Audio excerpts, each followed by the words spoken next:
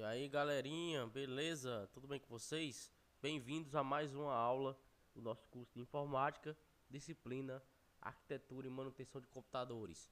Galera, a aula de hoje a gente vai falar sobre fonte, tá? Fonte ATX, ou seja, fonte de alimentação. O que são fontes e para que serve fonte? A fonte, ela tem a função de transformar a corrente alternada da tomada, tá? Em corrente contínua, certo? Ou seja, ela vai pegar uma corrente elétrica, né? Porque a função da fonte é trabalhar com eletricidade, né? Então ela vai receber a função, a eletricidade que vem da tomada, geralmente, pode até ser que venha de um estabilizador ou no break, certo? Mas a ideia principal é que ela pegue a energia que vem da tomada e transforma essa energia. A energia que vem da tomada, ela vem oscilante, certo? E quando ela chegue na fonte, a ideia é que a fonte transforme essa energia numa corrente contínua, ou seja, numa corrente efetiva, tá? Na qual ela consista nas tensões corretas, na distribuição correta de tensão, tá?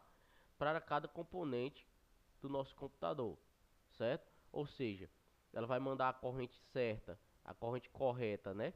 Corretamente para o HD, para uma leitora, uma eventual leitora que tiver lá no nosso computador e para a nossa placa-mãe, tá? E pode ter outros componentes aí que ela pode gerar energia, perfeito? Ela serve também como uma última linha de defesa contra picos de tensão e instabilidade na corrente. Bom, galera, geralmente as pessoas usam no breaks, tá? Que é aquele equipamento, na maioria das vezes preto, que fica lá do lado do nosso gabinete, tá? Também é chamado de estabilizador, né? Que é o estabilizador de energia. Ele também recebe a corrente alternada e transforma numa corrente contínua, entre aspas, tá? Para que ela já entre na fonte já estabilizada. E aí a fonte não tenha esse trabalho, né, de estabilizar, só de distribuir. O estabilizador ajuda muito, tá? O no break estabilizador ajudam bastante. Só que existem casos que a gente não tem uso de nenhum nem outro. Então, o que acontece nesse caso? Temos a fonte diretamente ligada na tomada, perfeito? E aí, nesse caso, ela também serve como defesa contra picos de tensão, ou seja, uma estabilidade, né? Tá, vamos supor que exista uma tensão normal e de repente exista um pico de tensão em que a eletricidade ela suba bastante a ponto de queimar a sua placa mãe. Porém, ela vai também ter esse compromisso de ser a última linha de defesa, né? Como fala o texto, para que não queime a sua placa-mãe ou seus componentes do seu computador, mas sim um, um fusível que é colocado na nossa fonte, perfeito? Então é o seguinte, galera, existem dois tipos de fontes, a nominal e a real. Uma fonte nominal, ela mostra uma certa potência em watts, mas não consegue atingir essa certa potência, tá? O que acontece muito é, das vezes, isso aconteceu com muitos clientes meus, e isso vocês têm que prestar atenção como técnicos, que geralmente você compra uma fonte que vem nela, né, 500 watts, porque a fonte, é, ela tem que ser de acordo com o seu uso, né? Se você é um cara que vai utilizar o computador convencionalmente, né, da forma mais simples possível, então você pode comprar uma fonte a mais simples que tiver, que é a 200, entre 200 watts e 250, tá? Que será até mais barata você comprando ela nominal. Ou seja, ela vem com 200 ou 250 watts, mas ela não vai chegar a isso. Ela vai apenas distribuir a energia corretamente entre os equipamentos, tá? Como são equipamentos simples, né, equipamentos convencionais, ela não vai chegar ao seu limite, tá certo? Ela vai ficar, por exemplo, uma de 250, ela vai ficar distribuindo entre 170 e 180 watts, tá? Ela nunca chega ao que diz o seu fabricante lá na emissão, tá? Que vai ficar na placa, tá? Aliás, perdão, na fonte tem uma descrição e aí o fabricante coloca lá a potência. E geralmente a nominal, né, ela não chega a essa potência que é colocada lá, tá? Porém, nós temos a real. A real, ela consegue entregar sim a potência declarada pelo fabricante, tá? Mesmo que por um tempo não muito longo, ou seja, por um curto período de tempo, ela consegue entregar o seu máximo. Por isso é interessante comprar, sempre verificar se a potência em watts ela é real ou ela é nominal, tá? Isso aqui clientes normais geralmente não entendem. Então eles compram, às vezes, por querer menos, gastar menos, compram a nominal, que não é uma fonte confiável, né? E aí temos a real um pouco mais cara, mas é, ela vai entregar no momento que você necessitar, que você mais necessitar, ela vai entregar a potência máxima, né? Por exemplo, você trabalha com gráfico, né? Para você trabalhar com gráfico, geográfico, ou trabalhar com escalas potentes, você precisa, né, de um processamento maior. Então, vai precisar de mais energia na sua placa-mãe, vai precisar de mais energia nos seus componentes, em geral. E vamos supor que você compre, você precisa de uma fonte é, que lhe entregue o que ela promete. Então, você compra a fonte real, né? Por exemplo, você é um gamer, né? Trabalha com gráficos de jogos. Então você vai precisar comprar da real, porque no momento que você estiver jogando lá, que você precisar aumentar o pico de energia para aumentar a qualidade do seu jogo, fazer um overclock, né, como muita gente fala, você vai ter como fazer o overclock, porque você tem uma fonte real, tá? Uma fonte que vai te entregar o que você precisa, beleza? Mesmo que por um curto período de tempo, tá? No momento que você está jogando lá, sua fonte está entregando mais. Quando você parar seu joguinho lá, a fonte volta a entregar na quantidade convencional, tá? Essa daqui é um desenho que eu trouxe para vocês da fonte, tá? Esse aqui é o cabo de força que vai trazer energia da tomada para a nossa fonte, tá? Ela existe um plugin que é geralmente essa fonte chamada fonte bivolt, ela vem, tá? Que essa chavezinha em vermelho aqui, não sei se vocês conseguem ver, tá? Fica aqui do lado. Ela vem geralmente em 115, tá? Se vocês forem ligar no estabilizador, o estabilizador já pega a corrente alternada da tomada, que é 220, e transforma na corrente contínua 115, tá? E aí, se vocês forem pegar, ligar o cabo da, da nossa fonte ATX para o estabilizador, vocês deixem no 115 que dará tudo certo, não terá nenhum problema, tá? Se vocês forem ligar diretamente da tomada, aí sim vocês têm que vir aqui na chavinha e trocar a chave para 220 ou 230 volts, tá?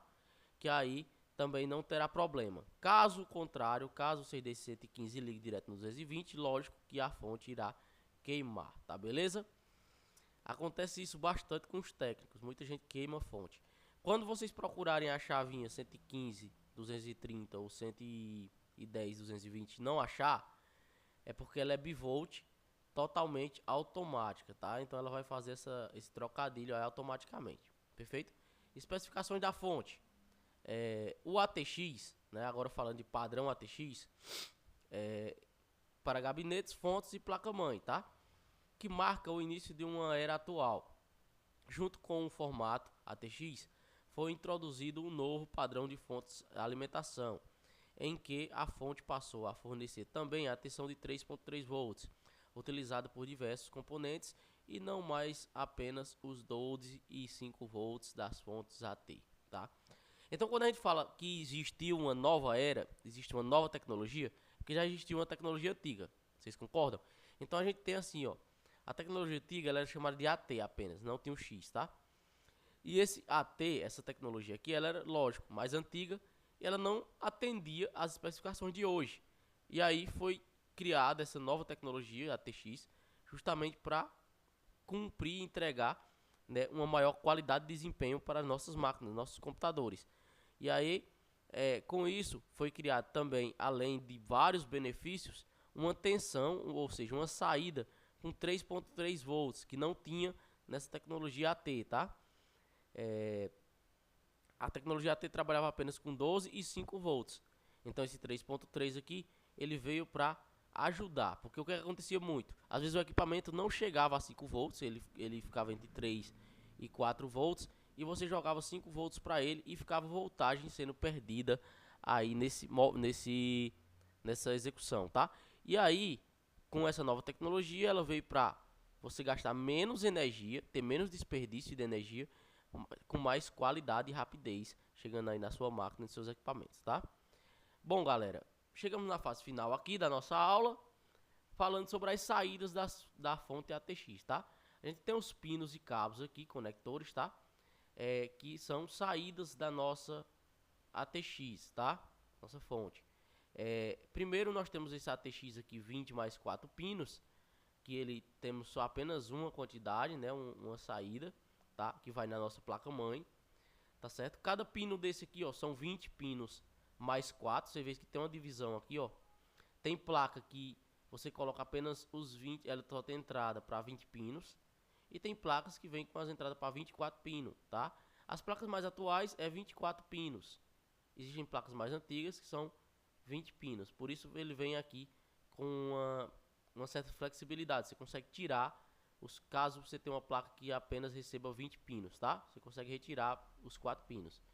Bom, aqui, galera, para cada pino desse aqui existe uma especificação, tá? Cada um existe uma voltagem. Então, aqui vai variar entre 3.3 volts até 23 ponto alguma coisa de voltagem, tá? E esse aqui é a maior carga de voltagem que entra na nossa que sai, né, de saída da nossa fonte ATX para um componente que é justamente a nossa placa-mãe que recebe a maior quantidade de energia, tá? Depois a gente tem aqui, ó, o IDE, certo? O IDE nós temos duas saídas IDE, tá?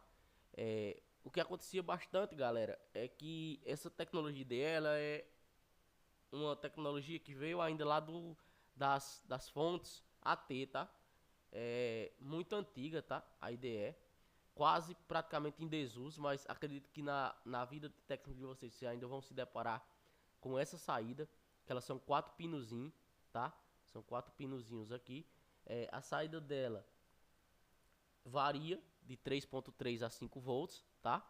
Mas geralmente são 3.3 volts para equipamentos como HD,